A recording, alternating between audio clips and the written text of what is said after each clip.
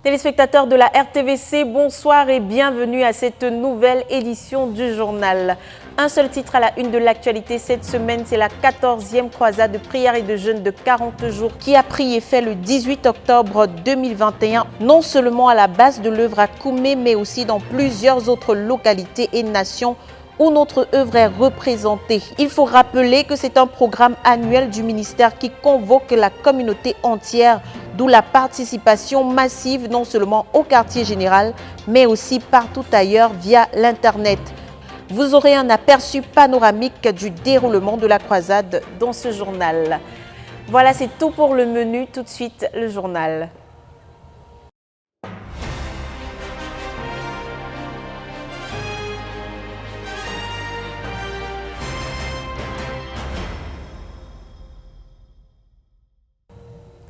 C'est la croisade de prière et de jeûne de 40 jours du Seigneur qui est actuellement en cours, non seulement au quartier général de la CMCI, mais aussi dans toutes les nations représentées et impliquées dans ce festival de louanges et d'actions de grâce dirigé en sa première partie par la sœur Henriette Mbarga, comme vous le verrez tout de suite dans ce reportage.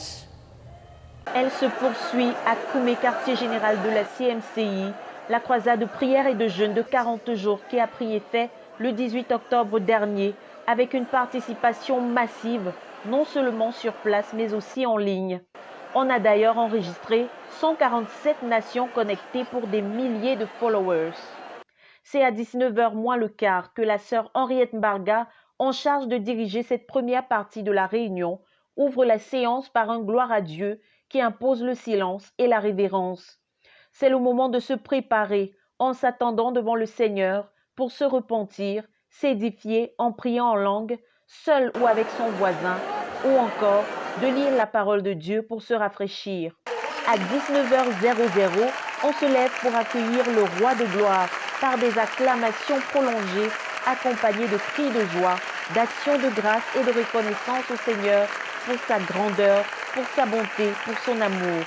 Tout comme le Seigneur nous l'a recommandé lors de la prophétie libérée par son serviteur, le frère Théodore Endossé, au premier jour de la croisade, c'est un festival de louanges et de réjouissances devant le Seigneur qui nous a promis son abondance dans tous les domaines et sa saison d'accomplissement des promesses qu'il nous a faites en tant que ministère et en tant qu'individu.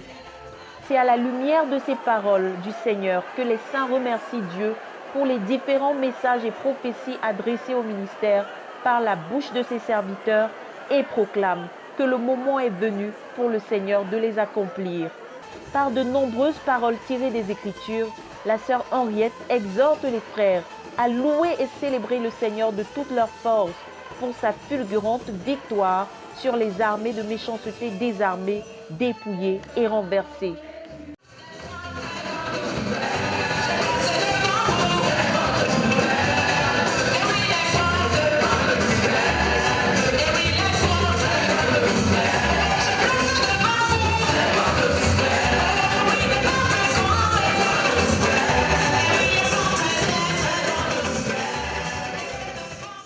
Cette partie dédiée à la célébration cède la place à la phase des proclamations dirigée par le frère Jonas Yonga et son équipe venus de la nation spirituelle de Garoua pour renforcer la croisade à la base cette semaine.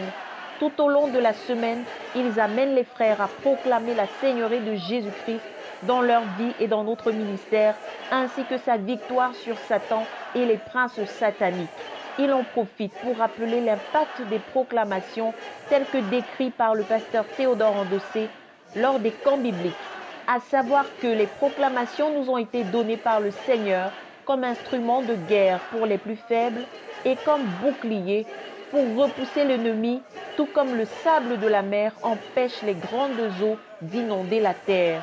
Les saints ont en effet pu expérimenter la puissance de la louange et des proclamations à travers des visitations du Seigneur, matérialisées par des miracles de guérison, de délivrance, de vision du sang de Jésus, purifiant ses enfants réunis, ou du Seigneur, siégeant au milieu de la louange de son peuple, sur un trône bâti par ces mêmes louanges. Le dimanche 24 octobre, le Seigneur a répondu aux proclamations que ses enfants lui ont élevées par un message d'amour dans lequel il a apporté l'abondance, l'abondance, l'abondance aux individus, aux missionnaires et aux églises dans notre ministère et encouragé les saints à proclamer encore et encore, car c'est un parfum de bonne odeur qui monte jusqu'à lui. Rendu à ce stade, on peut dire sans équivoque que le Seigneur accomplit déjà sa promesse de par l'abondance de sa parole au milieu de nous. Que toute la gloire lui revienne.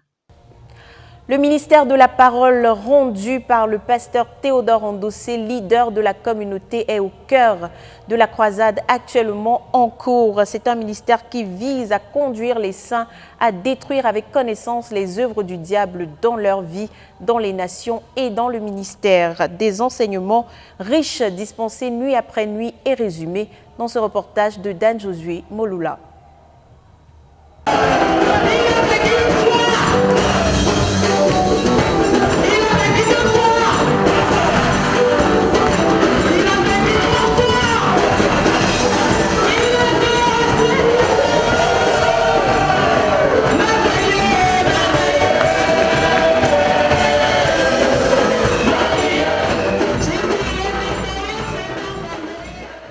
La 14e croisade de prière et de jeûne du ministère se poursuit sereinement à la base de l'œuvre à Koumé. Cette croisade de Dieu, qui est un festival de louange et d'action de grâce, se révèle être également un festival de la parole qui est abondamment libéré par le leader mondial de l'œuvre, le pasteur Théodore Andossé, dont l'un des fardeaux majeurs à cette croisade est de conduire la communauté tout entière à détruire les œuvres du diable qui se tiennent sur le chemin de Dieu dans la vie des saints, dans le ministère et dans les nations. Pour conduire les saints à mener bataille avec intelligence, le leader a pris un temps considérable pour donner des repères bibliques et ainsi outiller chacun pour la victoire. C'est ainsi que durant la nuit du jeudi 21 octobre dernier, l'orateur a introduit en relevant le fait que pour commencer à détruire les œuvres du diable dans nos vies, dans notre ministère, dans la nation et dans les nations comme programmé, et quiconque se lance dans le travail de juger Satan, doit être bien assis dans la victoire du Seigneur Jésus-Christ. Il doit être bien assis dans sa relation avec Dieu. Parlant de la relation avec Dieu, l'orateur a amené à la lumière la vérité selon laquelle, depuis le temps où Dieu a créé l'homme et que l'homme a abandonné Dieu dans le jardin d'Éden, Dieu a ouvert environ 4 pistes pour aider l'homme à avoir une relation avec lui. Je suis en train de dire que Dieu a établi 4 pistes pour entrer en relation avec l'homme après la chute de l'homme. Qui a compris? La première piste est le chemin de la nature, où la conscience constitue la loi, car étant l'arbitre intérieur qui fait dans le cœur ce que la justice fait dans la communauté. En d'autres termes, a insisté le leader, dans la loi de la nature, le souverain sacrificateur, c'est la conscience et le temple, c'est la société. Ainsi, ceux qui ont péché sans la loi seront jugés par rapport à leur conscience, par rapport à leur société et par rapport à la nature. Bien que la nature révèle Dieu, mais elle ne donne pas à l'homme la possibilité d'une relation avec Dieu, a souligné l'orateur. La deuxième piste que Dieu a donnée à l'homme pour avoir une relation avec lui, c'est la piste d'une alliance. Dieu a donc établi des alliances et il a expliqué ces alliances par des commandements et des ordonnances. Poursuivant, le leader a expliqué que le fondement de toute alliance, c'est la révélation. Et quand Dieu se révèle et invite l'homme à entrer dans une relation avec lui, une fois que cette relation est établie, Dieu énonce les conditions de cette alliance afin que cet homme sache quel genre de Dieu il est, afin d'avoir une relation avec lui. Ainsi, tous ces commandements ont été donnés à l'homme parce que l'homme peut les garder, a précisé l'orateur.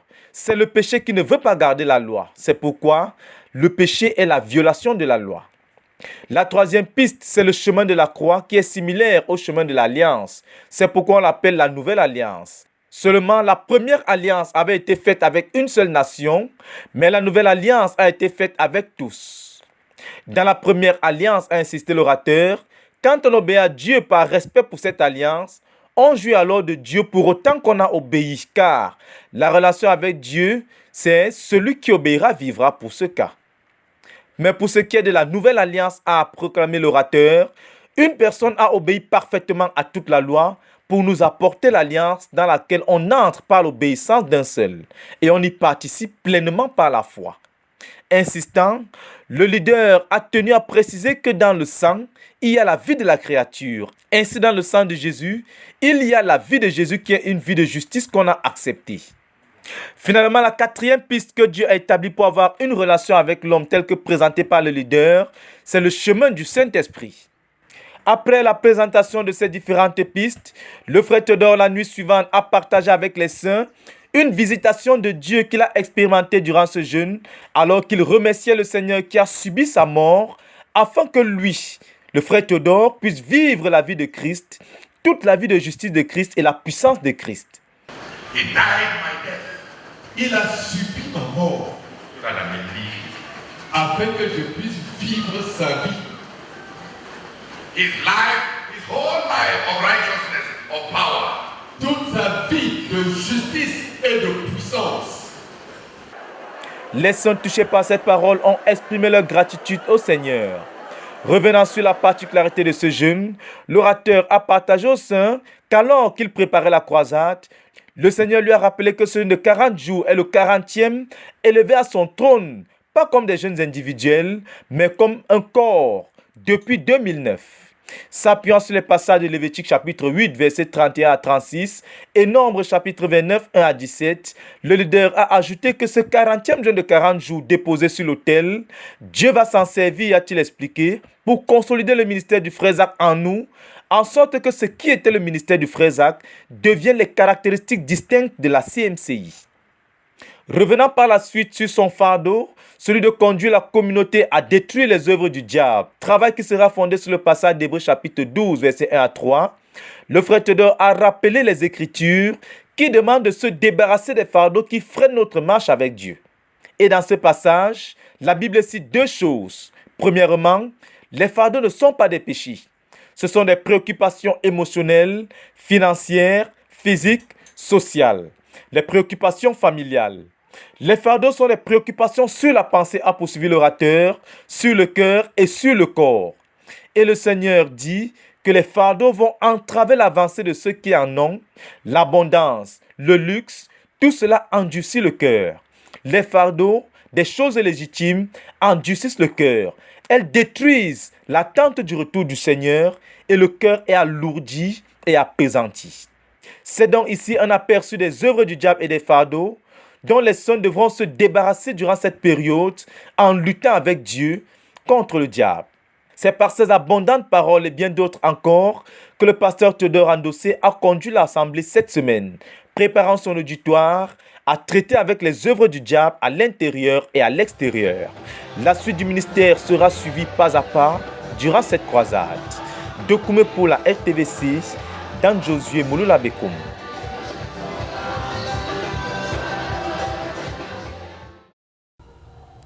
Dans ce dossier de la rédaction, une vue panoramique de la croisade et de ses différentes articulations proposées par notre reporter Jacques Koueche et focus de Hyacinthe Bekolo sur les proclamations et leur impact ainsi que sur le travail bien organisé pour assurer une participation massive via l'Internet. La suite en images.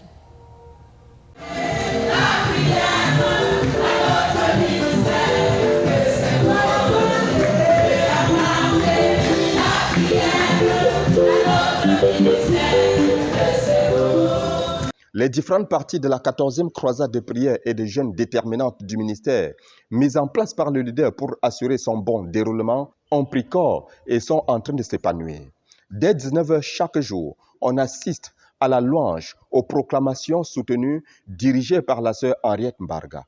Les semeurs de Bafoussam, de Yaoundé aussi, sont venus prêter main forte à cette vaillante équipe. Les frères de la nation spirituelle de Garoua ont également apporté leur touche à travers une série de proclamations sur les victoires et la seigneurie du Seigneur Jésus. Le pasteur de l'église du quartier général, après avoir conduit les croisés à intercéder pour le déroulement de la croisade, est pleinement entré dans son sujet et conduit les frères à crier à Dieu pour le réveil dans chaque nation où nous sommes représentés à travers le monde. Le directeur du quartier général également, le frère Nicolas Akwa, dirige les saints chaque matin dans la prière pour le ministère. Nation après nation, il amène l'Assemblée à proclamer que notre œuvre dans chaque nation n'est pas un cancer et ne sera pas un cancer, mais elle travaillera très dur pour l'accomplissement du but de la phase 3. Le but du ministère dans chaque nation est aussi élevé à celui qui exauce les prières. La sœur Esther, par la suite, vient continuer d'amener les saints à crier à Dieu afin qu'il veille sur ce grand héritage que Dieu nous a légué. Avec elle, les croisés veillent sur le leader. Les leaders et sur toute la CMCI à travers le monde à partir des sujets de prière déjà établis ou certains fardeaux de son cœur. Son assistant, le frère Adjime Moses, amène les frères chaque matin à supplier l'Éternel afin qu'il envoie tous les fonds nécessaires pour son œuvre. Que l'Éternel veille sur chaque équipe, les soutienne, les équipe et les conduise jusqu'à la fin. Découmé pour la RTVC, Jacques Koueché.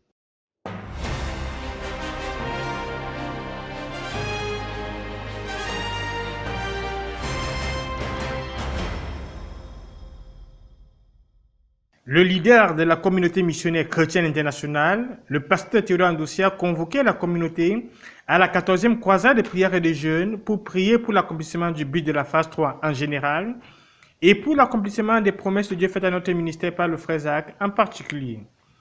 Dans le but de rappeler au souvenir de l'Éternel ces promesses qu'il nous a faites, cette partie de proclamation est conduite par la sœur Arine Baga qui nous dirige aussi dans les louanges et les actions de grâce.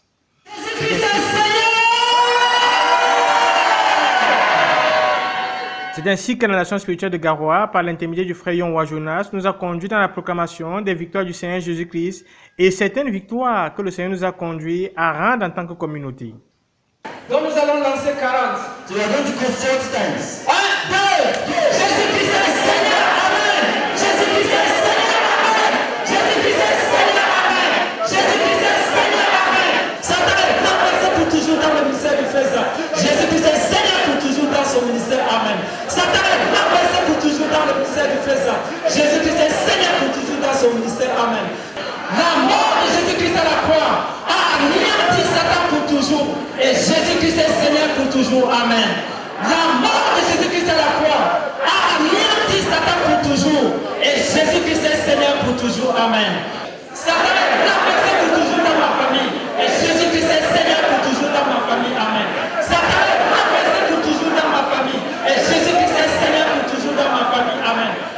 Après ces proclamations, nous pouvons juste remarquer que le Seigneur est descendu et opéré des miracles et des délivrances. Gloire à Dieu. Amen.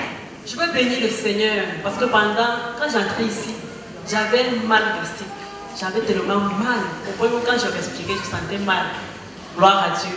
Mais pendant la proclamation, le Seigneur a enlevé totalement la douleur. Je suis guéri. Amen. Amen. Nous pouvons dire qu'à travers ce ministère de proclamation, le Seigneur a amené la communauté à un niveau très élevé et est en train de produire des miracles de guérison, transformation dans la vie des individus. Que le nom du Seigneur soit exalté. Louez l'Éternel car il est bon, car sa miséricorde durera toujours. Jésus-Christ est Seigneur.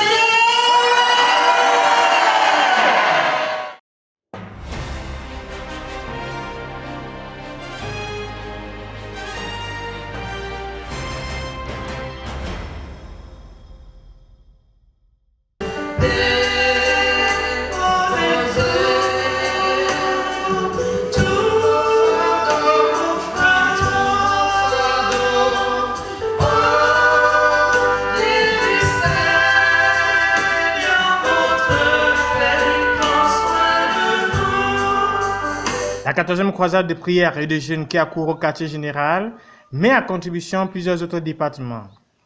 L'équipe de communication via les caméras, les ordinateurs et le site internet qui est logé en Norvège permet à la croisade de devenir un événement global au point d'attirer l'attention du Seigneur. En effet, lors de la parole que le Seigneur nous a donnée le premier jour, il a promis de mobiliser et d'amener des milliers de personnes à se connecter et à suivre la croisade. Dès le premier jour, il y a eu une effervescence pour les auditeurs de RVC Online, comme nous le confirme le frère Gostam. I'm God's Time David Odion. I'm based here in Kuwait and responsible for the online broadcasts here at the headquarters.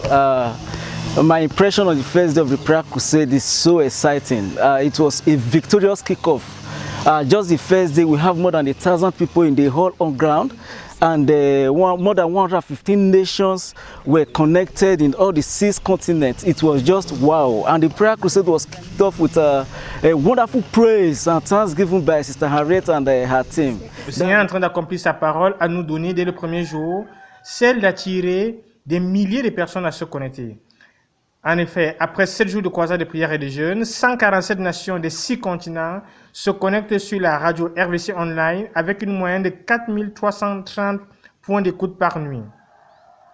Les podcasts sont des épisodes d'un programme disponible sur Internet. Il s'agit généralement d'un enregistrement audio ou vidéo, dont les enregistrements audio de la croisade ont été écoutés plus de 10 497 fois durant la dernière semaine. Pour la chaîne RTVC YouTube, il y a eu une croissance de 157% durant les 7 derniers jours, avec 61 473 vues, 13 000 heures de direct et 283 nouveaux abonnés. Au Cameroun, beaucoup d'églises se connectent à la RVC Online ou à la chaîne YouTube, comme celle de Bomaka au sud-ouest. Dans les autres nations, le Nigeria, à travers l'église de Rockhaven à Jos, se connecte chaque soir pour suivre la croisade. L'Afrique du Sud aussi n'est pas en reste. Cette croisade est exceptionnelle en son genre. En effet, en Ouganda, à cause de la présence du couvre-feu, les saints ne peuvent pas se réunir à l'église, mais ils ont opté à se réunir dans des petits groupes dans les maisons et les individus se connectent au quartier général. En effet, dans les maisons, les saints suivent les proclamations et plusieurs ont été édifiés et regardés.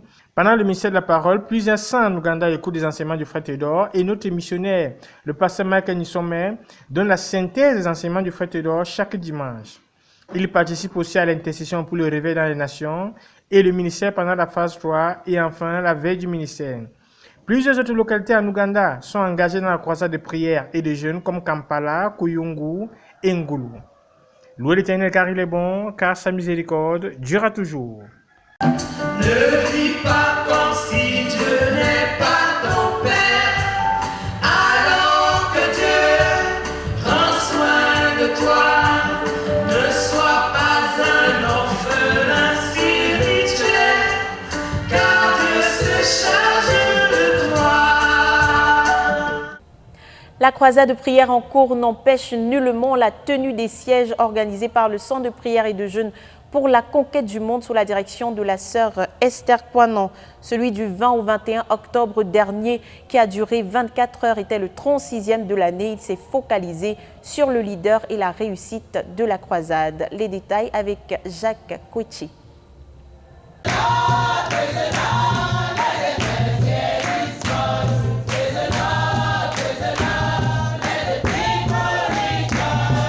Plonger le leader et toute la communauté dans l'esprit du jeûne et de la croisade de prière en cours.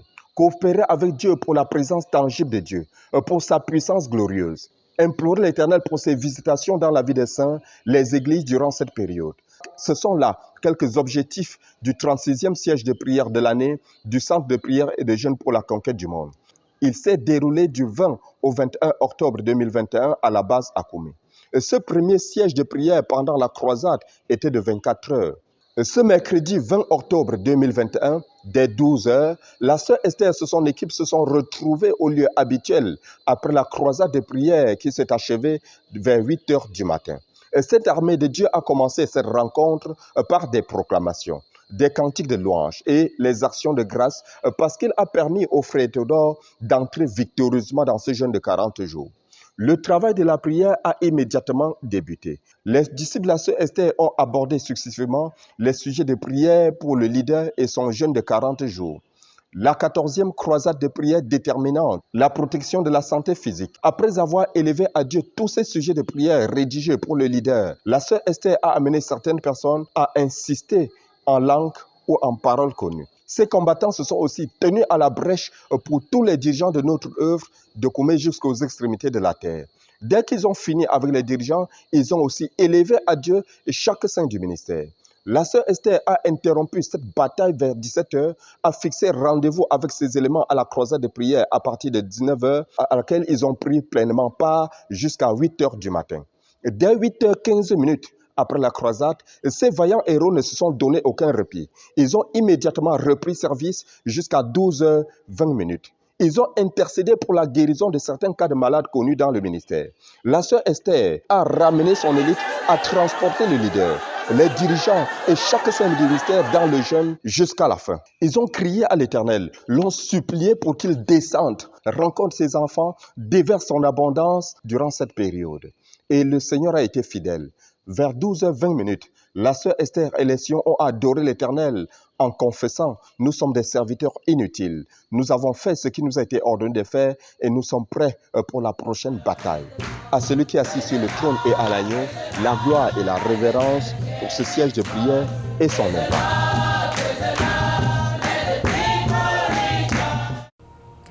Dans la localité de Bomaka, au sud-ouest Cameroun, la croisade de prière prend effet chaque soir à partir de 21h pour s'achever à 6h du matin. Tout au long, les saints restent connectés à Koumé chaque nuit. Ils sont une soixantaine de participants au maximum qui devraient être renforcés à partir de ce soir par les saints venus des localités environnantes. À présent, on retrouve au Bénin avec Hyacinthe Bekolo le reportage de la croisade de prière et de jeûne où environ 60 églises locales sont engagées dans la bataille et connectées chaque soir à la base. Le reportage.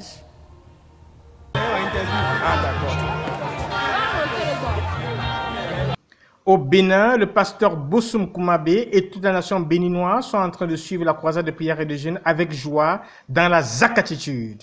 En effet, près de 59 églises locales sont engagées dans la croisade de prière et de jeûne chaque jour. À Cotonou précisément, la croisade de prière commence à 19h avec les prières d'ouverture et les louanges. Ensuite, ils se connectent à partir de 21h sur la chaîne RTVC YouTube. De 19h à 21h, ce sont majoritairement les élèves qui sont présents. À partir de 21h, les étudiants viennent suivre le direct. Ensuite, à partir de 23h, tout le reste des saints prennent le relève. Nous pouvons constater que la nation béninoise vit au diapason du quartier général. Je suis venu communiquer avec les frères du Koufo à propos des nouvelles directives que j'ai données à partir de Cotonou. Savoir d'abord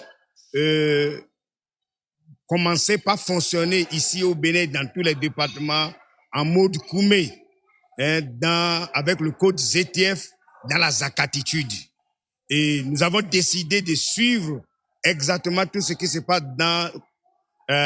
au Cameroun, au niveau de Koumé, ici au Bénin. Et nous ne voulons plus fonctionner avec Sibolek. Nous voulons fonctionner avec Chibolek, c'est-à-dire ressembler réellement au frère Théodore dans tout ce qu'il est en train d'accomplir actuellement au niveau de la phase 3. Louez l'Éternel car il est bon, car sa miséricorde durera toujours.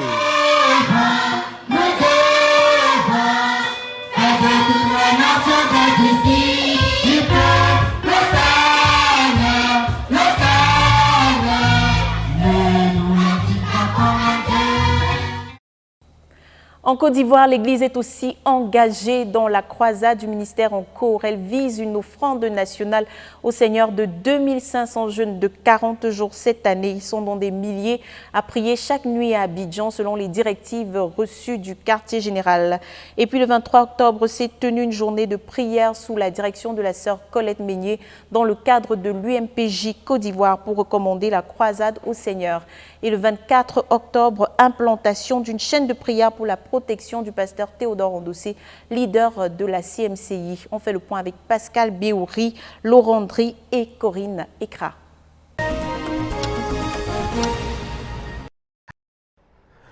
Les saints de l'Église de Côte d'Ivoire sont aussi engagés dans la croisade de jeûne de prière pour le ministère en union avec toutes les églises de la CMCI à travers le monde. Depuis le lundi 18 octobre, date d'ouverture de la croisade, les disciples se réunissent à Abidjan sous la direction du pasteur Boniface Meignier et à l'intérieur du pays sous la direction des missionnaires nationaux. Pour la première semaine écoulée, ce sont près de 1000 frères qui se réunissent chaque jour de 22h à 4h pour porter les fardeaux rattachés à la croisade de cette année selon la direction centrale du Seigneur donnée depuis le quartier général, à savoir principalement prier pour que le Seigneur conduise l'Église au réveil à travers un retour radical au premier amour pour le Seigneur et à la marche avec Dieu, matérialisé par l'obéissance à la prophétie de Berthois. Le pasteur Meignier conduit ainsi l'Église à effectuer un travail profond pour s'établir de manière pratique dans l'obéissance à chaque point relatif à la sanctification, au revêtement du caractère de Christ et à la marche quotidienne avec Dieu révélée dans la prophétie de Berthois, lesquels points font objet de prière pour toute l'Église à chaque session.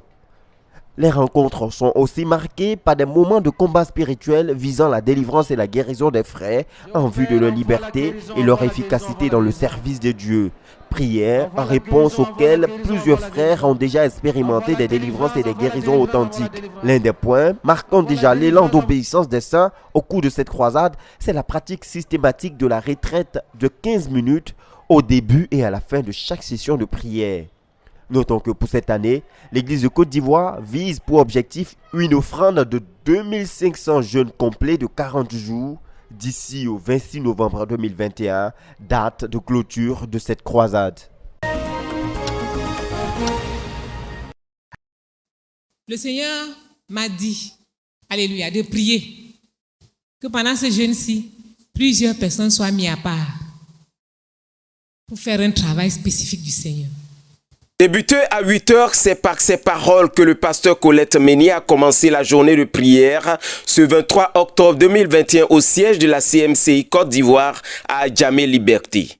Le pasteur Colette Meignier a fait prier pour le déroulement de la croisade de 40 jours dans l'œuvre de la CMCI à travers le monde et surtout pour la contribution des localités en Côte d'Ivoire telles que Yamoussoukro, Daoukro, San Pedro, Bouaké, Adzopé et bien d'autres. Les intercesseurs ont beaucoup insisté dans la prière afin qu'aucune localité ne reste en marge. Elle a aussi fait connaître qu'il est important de se préparer pour la croisade dans une pureté absolue.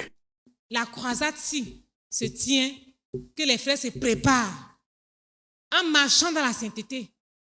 Les intercesseurs ont prié pour plusieurs sujets de prière conduits par le pasteur Colette Meignier et en particulier pour le pasteur Théodore Andossé, leader mondial de la CMCI. Nous allons prier pour le frère Théodore, nous tous là. Que Dieu le renouvelle, donne la direction, le protège, s'occupe de lui, s'occupe de sa famille. Prions ensemble. Ce fut aussi pour elle de conduire les intercesseurs à prier avec la fiche de retraite de 15 minutes. Après ce moment, elle a permis que les saints qui étaient au Cameroun à l'Université mondiale de prière et de jeûne pour les chambres de prière fassent un compte rendu. Ensuite, ces partages sur l'UMPJ des dirigeants de chambres de prière. La prière s'est poursuivie cette fois-ci avec un accent mis sur les partages et l'implantation des chambres de prière. Cette journée de prière qui s'est tenue de 8h à 18h s'est achevée avec la retraite de 15 minutes. L'Assemblée des intercesseurs s'étant donné rendez-vous pour le 4 décembre 2021 pour la prochaine journée de prière. Sous la direction de la sœur Colette Meignier, missionnaire numéro 2 en Côte d'Ivoire, la chaîne de prière pour la protection physique et spirituelle du pasteur Théodore Andossé, leader mondial de la CMCI, a vu le jour. Accompagnée d'une forte délégation, la missionnaire numéro 2 en Côte d'Ivoire chargée de la conquête par la prière a procédé à l'implantation de cette chaîne de prière dans la commune de Bingerville. Ainsi, la chaîne spéciale de prière pour la protection physique et spirituelle du leader mondial de la CMCI, sa famille et son ministère s'est ouverte de manière officielle ce dimanche 24 octobre 2021 à 18h55. Nous déclarons la chaîne de prière pour la chaîne de prière spéciale pour la protection du frère Théodore Andossé, sa famille, son ministère, ouverte et fonctionnelle. Amen. Le choix de cette glorieuse mission s'est porté sur la personne de la sœur Élise de Gonzague, épouse de l'ancien Germain de Gonzague de l'église d'Abidjan. Et c'est au cours de la retraite spirituelle du staff de l'UMPJ qui s'est tenue du 8 au 10 octobre 2021 que la sœur Colette Meignier a effectué l'ordination de la dirigeante de cette chaîne de prière. À cette occasion, la sœur Colette Meillat a exhorté les saints de l'église de Bingerville à faire partie des maillons de cette chaîne de prière en travaillant de connivence avec la sœur Élise de Gonzague dans cette noble mission. À cela, elle les invite à imiter les méronotites dans le livre de Néhémie 3 qui travaillaient tant seuls qu'en équipe. Pour rappel, Bingerville est la zone spirituelle qui a un temple baptisé le temple de la foi et de la prière. C'est la zone qui a abrité les conventions de prière de l'église de Côte d'Ivoire après la première édition à Koumassi. Bingerville est également la seule zone spirituelle qui a implanté 30 chambres de prière avec des fardeaux spécifiques pour chacune d'elles au niveau national. Je rends grâce au Seigneur, je suis dans la joie aujourd'hui parce que Dieu nous a visités d'une manière particulière. Il a fait venir vers nous notre maman, la sœur Colette Meunier, avec son staff, pour qu'ensemble nous puissions œuvrer pour sa gloire. Et il a permis que nous implantions 4 assemblées merveilleuses aujourd'hui à Bingerville, mais et surtout, il nous a permis d'implanter la chaîne de prière pour la protection de notre leader mondial, le pasteur Théodore Andossé, sa famille et son ministère. Avant de vous quitter, chers téléspectateurs, on souhaite mentionner le 37e siège qui a pris effet ce midi et s'achèvera demain, soit 24 heures de prière. Voilà, c'est la fin de ce journal. Merci de nous avoir suivis jusqu'au bout. Surtout, restez connectés à la Radio Television Voice of the Cross. C'est la chaîne de la Bible. Que Dieu vous bénisse.